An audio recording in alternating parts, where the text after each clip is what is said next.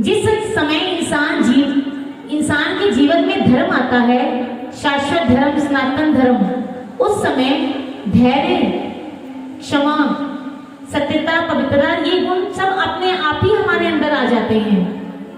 अगर हमें संवेदनशील बनना है और अपने मन में माता पिता की सेवा के भाव को लेकर आना है, तो हमें अपने भीतर अपने माता पिता के प्रेम को जागृत करना होगा। वो कब होगा? जब हम धर्म से जुड़ेंगे। इसका स्पष्ट उदाहरण है पुंडलीक का। पुंडलीक माता पिता को बड़े अपशब्द बोला करता था। एक दिन पुंडलीक के माता पिता ने पुंडलीक से कहा, पुंडलीक, हम तीर्थ यात्रा पर जाना चाहते हैं। पुंडलीक ने सोचा, अगर ये तीर्थ यात्रा पर गए और वापस ना आए तो हमारे घर का काम कौन करेगा? दोनों पति पत्नी इस भाव से अपने माता पिता को स्वयं तीर्थ यात्रा करने के लिए ले जाते हैं कि साथ में ही ले जाएंगे और साथ में ही उन्हें वापस ले आएंगे। पुंडलीक अपने माता पिता को संग लेकर चला गया तीर्थ यात्रा पर। रास्ते में एक आश्रम में उन्होंने अपना पड़ाव डाला और रात ठहरने के लिए उस आश्रम में जगह ली। पुंडलीक के माता पिता सो गए, उसकी पत्नी सो गई। पुंडलीक को नई जगह पर नींद नहीं आ रही थी। वो थोड़ी देर बाहर निकल गया अपने कक्ष से। जब वो कक्ष से बाहर निकला तो उसने क्या देखा? 3 स्त्रियां बड़ी मलिन अवस्था में, बड़े मैले कुचैले उन्होंने कपड़े पहने हुए और उनके चेहरे की आभा भी बड़ी दयनीय थी, बड़ी दीनहीन अवस्था में थी। वो किसी कुटिया के अंदर गई, किसी ऋषि के पास। तो जब वो मलिन अवस्था में थी और थोड़ी देर बाद जब पुंडलीक ने देखा कि वो जब उस कुटिया से बाहर आई तो चेहरे पर बड़ी सुंदर आभा को लिए हुए और बिल्कुल स्वच्छ सुंदर वस्त्र पहने हुए आई। पुंडलीक को बड़ा आश्चर्य हुआ कि ये जब अंदर गई थी तो इनके वस्त्र बड़े मैले थे, उनकी अवस्था भी बहुत दयनीय थी, लेकिन ये बाहर आई तो इनकी रूपरेखा ही बदल गई है। पुंडलीक उनके पास गया, उनसे पूछा कि जब तुम अंदर गई थी तो तुम बड़ी मलिन अवस्था में थी, लेकिन अब आई हो तो बड़ी सुंदर लग रही हो। अंदर ऐसा क्या था और तुम कौन हो? तो इन तीनों ने कहा कि मैं गंगा, ये यमुना और तीसरी सरस्वती है। हम तीनों नदियां हैं। मानव हमारे इधर स्नान करने आते हैं हमारे पास, और तुम जैसे पापी जो माता पिता के ऊपर अत्याचार करते हैं, उनके साथ दुर्व्यवहार करते हैं, तुम जैसे पापी जब हमारे भीतर स्नान करने आते हैं तो हम मैली हो जाती हैं और हमें स्वच्छ होने के लिए इन ऋषियों, इन संतों, महात्माओं के पास आना पड़ता है। आज पुंडलीक की आत्मा ने उससे धिक्कारा। पुंडलीक को बड़ी लज्जा आई। उस दिन के बाद पुंडलीक के अंदर धर्म जागा, उसके अंदर भक्ति जागी और वो अपने माता पिता की सेवा करने लग गया। यही पुंडलीक था जब माता पिता की सेवा कर रहा था तो भगवान आए। एक दिन भगवान इसकी माता पिता की सेवा से प्रसन्न होकर इसे दर्शन देने के लिए आए। उस समय पुंडलीक अपने माता पिता के चरण दबा रहा था। भगवान ने कहा, पुंडलीक देखो, मैं तुम्हारी माता पिता की सेवा भक्ति से बड़ा प्रसन्न हूँ, मैं तुम्हें दर्शन देने आया हूँ। तो पुंडलीक ने क्या कहा, भगवान इधर ठहरिए, मैं अभी अपने माता पिता के चरण दबा रहा हूँ, बाद में आपसे मिलूंगा। थोड़ी देर बाद भगवान ने फिर कहा, पुंडलीक मैं तुम्हें दर्शन देने आया हूँ। पुंडलीक ने वही शब्द फिर दोबारा दोहराई। जब भगवान ने तीसरी बार कहा तो पुंडलीक ने एक ईंट उठाई और भगवान की तरफ सरका दी और कहा, भगवान इसके ऊपर खड़े हो जाओ।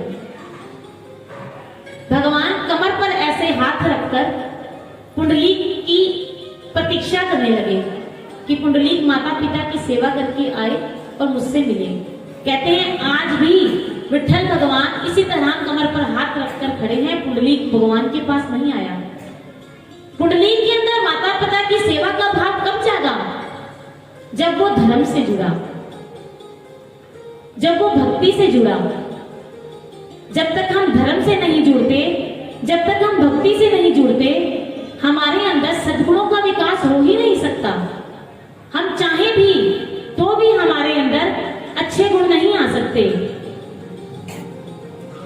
ब्रह्म ज्ञान, उस तत्व ज्ञान को हम प्राप्त कर लेते हैं तो ये धर्म के 10 लक्षण हमारे भीतर अपने आप ही उतर जाते हैं। इस प्रकार पुंडलीक ने अपनी माता पिता की सेवा की और भगवान को प्रसन्न किया। कल आप सब लोग कह रहे थे कि बाजी कथा में बड़ा आनंद आ रहा है। मैंने पहले दिन भी बात आपसे कही थी कि ना तो मैं कथा करने वाली हूं, ना आप कथा सुनने वाले हैं। वो बांके बिहारी स्वयं ही कथा कर रहा है और स्वयं ही सुन रहा है। जो कुछ भी हो रहा है उसकी कृपा से ही हो रहा है। मैं तो उन मस्त फकीरों के सिर पर चढ़कर बोल रही हूं। मेरे गुरुदेव उनकी मस्ती में ही मेरे भीतर जो कुछ भी निकलता है वो मेरे अंदर वो अपनी मस्ती से ही निकलवाते हैं। तो आइए थोड़ी देर 5 मिनट के लिए उस मस्ती का आनंद हम लोग लें। मेरे मस्तानी मस्ती,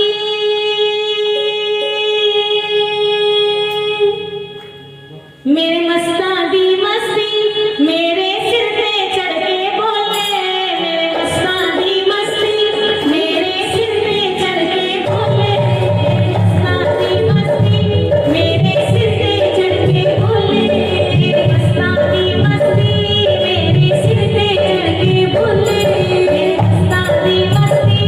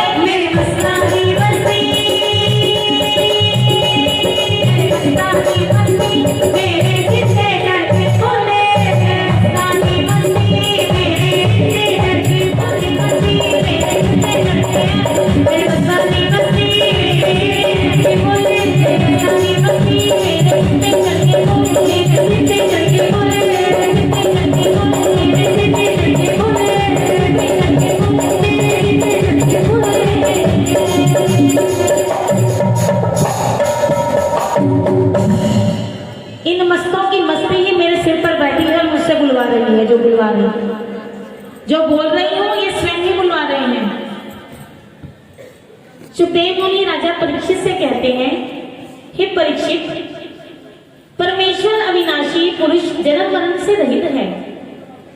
ब्रह्मा आदि देवता भी परमात्मा के स्वरूप को जान नहीं पाते। तो राजा परीक्षित ने पूछा कि हे मुनि, क्या कोई ऐसा पशु भी है जिसे भगवान ने तारा हो, जिसे भगवान ने दर्शन दिए हो? सुखदेव मुनि राजा परीक्षित की कथा के प्रति इतनी तन्मयता को देखकर बड़ा प्रसन्न हुए।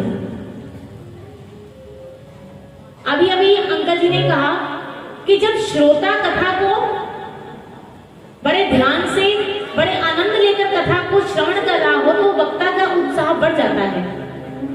जैसे राजा परीक्षित कथा को बड़ी तन्मयता से, उत्सुकता से सुन रहे थे, सुखदेव मुनि के भीतर प्रसन्नता के भाव जागते जा रहे थे। इतनी उत्सुकता है राजा परीक्षित को कथा सुनने की। तो उन्होंने पूछा कि क्या प्रभु ने कभी किसी पशु को भी दर्शन दिए हैं? तो उन्होंने कहा, हाँ, भगवान ने पशु को भी दर्शन दिए हैं। उन्होंने कहा, त्रिकूट पर्वत पर एक क्षीर सागर, एक पर्वत था जो कितने योजन लंबा चौड़ा क्षीर सागर के मध्य में उपस्थित था। उस पर्वत के पास में एक सरोवर था। उस सरोवर पर गजेंद्र, एक हाथी, अपने परिवार के साथ स्नान करने आता है। अपने पत्नी और अपने बच्चों को लेकर। बोले श्री गुरु महाराज की जय। अपनी पत्नी और बच्चों को लेकर उस सरोवर में स्नान करने आता है। गजेंद्र भी कैसा, हाथी भी कैसा, 10,000 हाथियों का बल था उसके अंदर। सिंह भी उसकी गर्जना से डर जाता था। अब जब वो उस सरोवर में स्नान कर रहा था तो पति पत्नी बच्चे सब आपस में खेल रहे थे। अब हाथी कभी अपने सूंड में पानी भरकर अपने बच्चों पर डालता तो बच्चे प्रसन्न होते, कभी पानी भरकर अपनी पत्नी पर डालता तो पत्नी शर्माती हुई बड़ा प्रसन्न होती। सब आपस में खेल रहे थे। इतने में क्या हुआ कि एक ग्राह, उसने गजेंद्र का पैर पकड़ लिया। ग्राह कौन? मगरमच्छ। ग्राह का मतलब काल भी होता है। ग्राह ने उसका पैर पकड़ लिया। अब हाथी को अपने बल पर बड़ा अभिमान था कि मुझमें 10,000 हाथियों का बल है। हाथी ने परवाह नहीं की, अभिमान से चूर होकर कहा, ये ग्राह मेरा क्या बिगाड़ सकता है? ये मेरा बिगाड़ भी क्या रहेगा? अब जैसे ग्राह ने गजेंद्र का पांव पकड़ा तो गजेंद्र की शक्ति पानी में रहकर कम होने लगी। दोनों का आपस में युद्ध हो गया। अब कभी गजेंद्र ग्राह को बाहर लेकर आता सूखे में, तो कभी ग्राह उसको, गजेंद्र को पानी में धकेल कर ले जाता। इन दोनों के बीच में युद्ध हुआ। कहते हैं कि 1000 वर्ष तक ये युद्ध चलता रहा गजेंद्र और ग्राह के बीच। अब हथनी और उसके बच्चों ने सोचा कि हाथी के तो प्राण बचाने अब मुश्किल ही लगते हैं, अब ये बच नहीं पाएगा। तो हथनी ने कहा हाथी से कि मैं अपने बच्चों को लेकर जा रही हूं। हाथी ने कहा, हथनी से प्रार्थना की कि क्या तुम मेरी मदद नहीं करोगी? हथनी ने कहा, मैं तुम्हें कैसे बचाऊं? अगर मैं पानी में आ गई तुम्हें बचाने और उस ग्राह ने मुझे पकड़ लिया तो? पत्नी वहीं पर उसका साथ छोड़ देती है। गजेंद्र ने अपने बच्चों को पुकारा और बच्चों से कहा, मैंने तुम्हारे लिए क्या क्या नहीं किया। आज मेरे प्राण संकट में हैं, तो क्या तुम मुझे बचाने नहीं आओगे?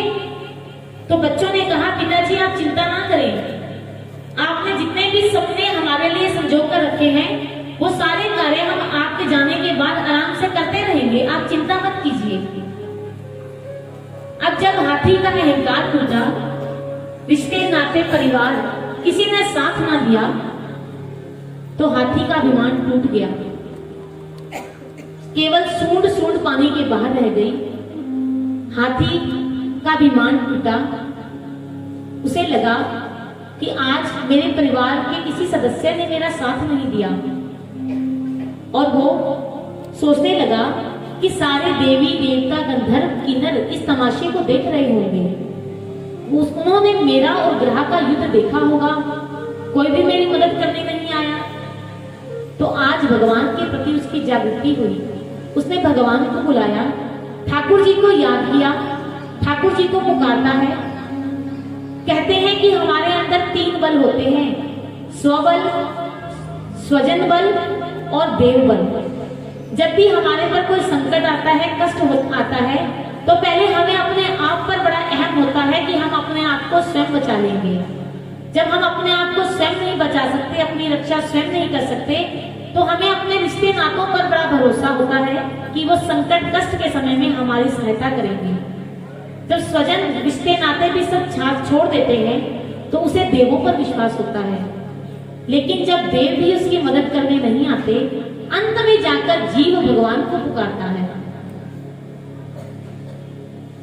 द्रौपदी ने भी जब उसकी सभा में लाज लुट रही थी, पहले सभी रिश्ते नातों को पुकारा, अपने पतियों को पुकारा, भीष्म पितामह, द्रोणाचार्य, कृपाचार्य, सब बुजुर्ग जो वहां बैठे थे सबको पुकारा, लेकिन जब सबने साथ ना दिया, अंत में द्रौपदी को भगवान की याद आई। कहते हैं कि उस समय भगवान कृष्ण का खाना डाला हुआ था, रुक्मणी मां परोस रही थी, भगवान एक गरी उठाते हैं, एक ग्रास उठाते हैं मुंह में डालने के लिए। भगवान को लगता है कि शायद द्रौपदी मुझे बुलाएगी पहले, लेकिन द्रौपदी ने पहले अपने 5 पांडवों को बुलाया, अपने पतियों को बुलाया। भगवान फिर बैठ गए वो ग्रास मुंह में डालने के लिए, लेकिन मुंह में ग्रास नहीं डाला। फिर भगवान को लगा, जब पांडवों ने भी उसकी मदद नहीं की, वो भी नहीं उठे उसकी मदद करने के लिए, तो द्रौपदी ने फिर अपने सभी वहां महारथी जो जितने बुजुर्ग बैठे थे उनको पुकारा। भगवान फिर अपनी स्थान से उठे, अपने आसन से उठे, शायद द्रौपदी अब मुझे पुकारेगी। लोग द्रौपदी ने तब भी भगवान को नहीं पुकारा।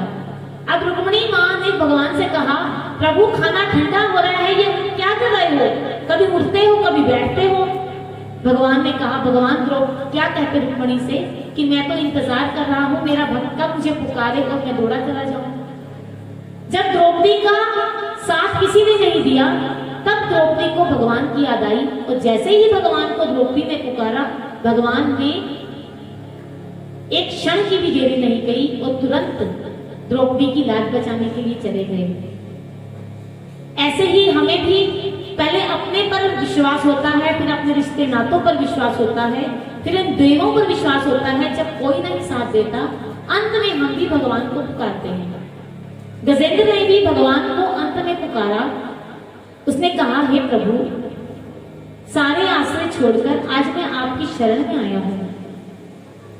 हे ठाकुर, हे गोविंद, मुझे मरने का भय नहीं है। भय इस बात का है कि कहीं कल को दुनिया वाले ये ना कहें कि प्रभु की शरण में जाने पर भी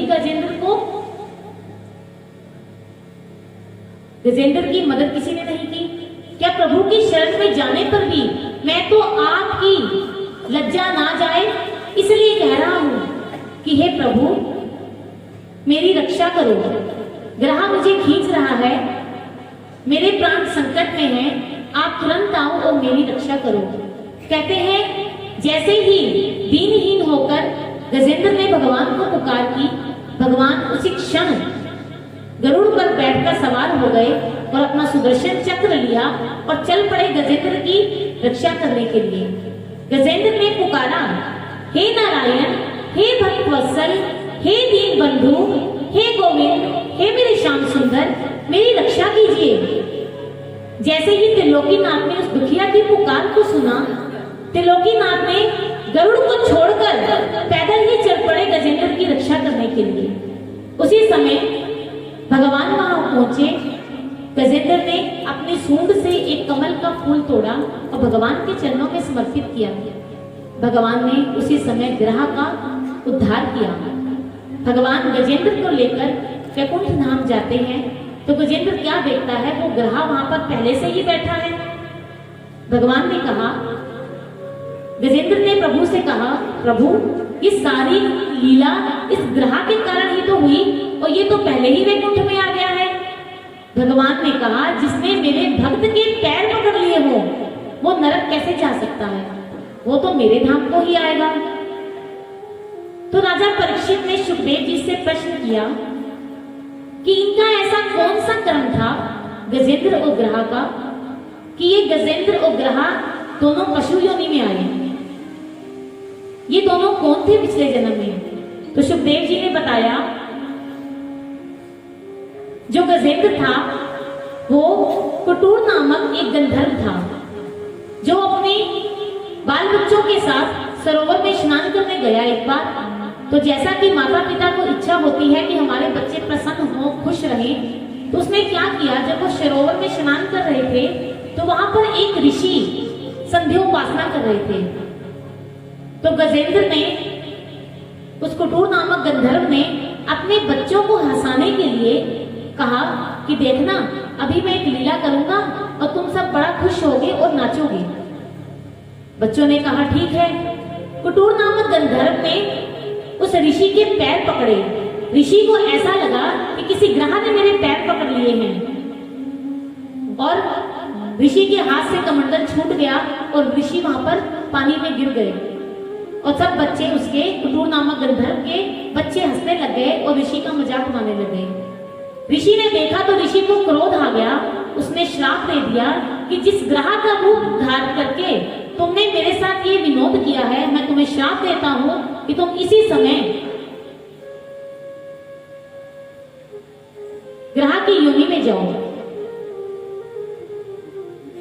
तो वो ग्रह की योनि में आया, उसने पश्चाताप किया, गिलानी की, उसे क्षमा मांगी। तो ऋषि ने कहा, क्षमा तो तुम्हें नहीं मिलेगी, लेकिन मैं तुम्हें ये वरदान देता हूं कि भगवान स्वयं आएंगे और तुम्हारा उद्धार करेंगे। तो राजा परीक्षित ने पूछा, ये गजेंद्र कौन था? तो उन्होंने कहा, ये गजेंद्र जो था इंद्रधूम नाम का एक राजा था, जो बड़ा वाचाल था। वाचाल का मतलब ज्यादा बोलने वाला। जो व्यक्ति ज्यादा बोलते हैं उन्हें वाचाल कहा जाता है। तो उन्होंने कहा कि ये बड़ा बोलता था। तो उनके गुरु ने कहा कि तुम कम बोला करो राजा, तुम जिस पदवी पर हो उस पदवी के व्यक्तियों को कम बोलना चाहिए, तुम राजा हो। तो उसने क्या कहा, क्या करूं? तो गुरुजी ने कहा, तुम दिन में एक बार कुछ घंटों के लिए मौन रखा करो।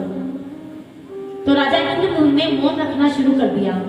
उसने कहा, सुबह तो राजकाज का काम का समय होता है, मैं शाम के समय मौन रखा करूंगा।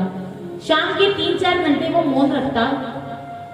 वो मौन रख के भगवान का भजन कर रहा था, बाहर बगीचे में बैठा। उसी समय एक ऋषि आते हैं। तो उसका मौन था, वो बोल तो सकता नहीं था। उसने सिर झुकाकर उन्हें प्रणाम किया। ऋषि को लगा कि पैसा है, मद है, राजा है, इसके अंदर अभिमान आ गया है। उसने उन्हें श्राप दे दिया कि ऋषि तुम्हारे घर पर आए हैं, तुम्हें सत्कार करना नहीं आया, मैं श्राप देता हूँ, जिस तरह तुमने हाथी की सूंड की तरह अपनी गर्दन को हिलाकर मुझे प्रणाम किया है, तुम हाथी की योनि में जाओ। तो वो गजेंद्र बन गया। और किस प्रकार भगवान ने इन दोनों को, गजेंद्र और ग्रह को, इन दोनों को इस योनि से छुड़ाया और इन दोनों का उद्धार किया। देखिए, ये दोनों पशु होकर भी भगवान का भजन करते थे। भगवान को पुकारा इन्होंने दुख संपदा विपत्ति आने पर, और हम मनुष्य होकर भी भगवान का भजन नहीं करते, भगवान की पूजा नहीं करते। एक बार सनत कुमार चारों भाई कहीं जा रहे थे, तो रास्ते में शंकर जी और पार्वती जी दोनों बैठे थे और इन सनत कुमारों ने उन्हें प्रणाम किया सिर झुकाकर। सनत कुमार 24 अवतारों में से भगवान का सबसे पहला अवतार है, सबसे बड़े पूर्वज थे वो। जितने भी भगवान के अवतार हुए हैं, सबसे पहला अवतार इन सनत कुमारों का ही हुआ है। तो वो अपनी मस्ती में जीते थे। मैंने कल बताया था कि हमेशा 5 और 5.25 वर्ष के ही दिखते थे, चाहे ये 50,000 वर्ष के हो चुके थे, लेकिन दिखने में ये बच्चे ही लगते थे। इन्होंने सिर नहीं झुकाया, केवल वैसे ही अपने मन से उन्हें प्रणाम कर दिया। तो पार्वती माँ को क्रोध आ गया। पार्वती माँ ने कहा, त्रिलोकीनाथ जा रहे हैं, इन्होंने प्रणाम नहीं किया, कैसे मूढ़ बुद्धि बालक हैं। पार्वती माँ ने श्राप दे दिया कि जिस तरह गर्दन ऊंची करके तुम बैठे हो ना, तुम ऊंट बन जाओ। वे उसी समय ऊंट बन गए। पार्वती मैया ने शंकर जी को सारी बात बताई तो शंकर जी ने कहा, पार्वती तुम्हें पता है वो कौन है? वो हमसे भी ज्येष्ठ हैं, वो बहुत बड़े पूर्वज हैं, सबसे बड़े पूर्वज को तुम उन्हें श्राप देकर आ गई। पार्वती मैया ने कहा, मुझे क्या पता कि वो हमारे जेठ जी लगते हैं, मैंने तो उन्हें श्राप दे दिया। अब भगवान शंकर उन चारों के पास जाते हैं, उनसे क्षमा मांगते हैं कि पार्वती ने अनजाने में तुम्हें श्राप दे दिया। सनत कुमार क्या कहते हैं, नहीं नहीं प्रभु, हम तो बड़े प्रसन्न हैं इस ऊंट की योनि में, क्योंकि चारों जो सनत कुमार थे इनका हमेशा ही चलता रहता था कि एक कथा करता था, बाकी 3 सुनते थे, फिर दूसरा कथा करता था, बाकी 3 सुनते थे। इनके भीतर कथा चलती रहती थी, हमेशा भगवान का भजन करते रहते थे। तो इन सनत कुमारों ने कहा, प्रभु ऊंट की योनि तो बहुत अच्छी है, अब नहाना धोना भी नहीं पड़ता, आराम से कथा श्रवण करते रहते हैं। वस्त्र ही तो चेंज किए हैं, वस्त्र ही तो बदले हैं। मानुष का जो जन्म है वो अच्छे वाला कोट है, और जो पशु की योनि है वो सस्ते वाला कोट है। वस्त्र ही तो बदले हैं और कुछ भी नहीं किया हमने। तो देखिए, जो भगवान की भक्ति करते हैं वो किसी योनि में भी चले जाएं, उन्हें उसी योनि में भगवान की भक्ति ही अच्छी लगती है। कल राजा भरत की चर्चा जब चल रही थी तो भरत जी जब हिरण की योनि में चले गए, उनके पिछले जन्म के कर्मों के फलस्वरूप उनकी विस्मृति नहीं हुई और वो भगवान का भजन करने में लगे रहे। सनत कुमार ऊंट की योनि में लगे रहे और ये गजेंद्र और ग्रहा, गजेंद्र ने भगवान को पुकारा और भगवान को पा लिया।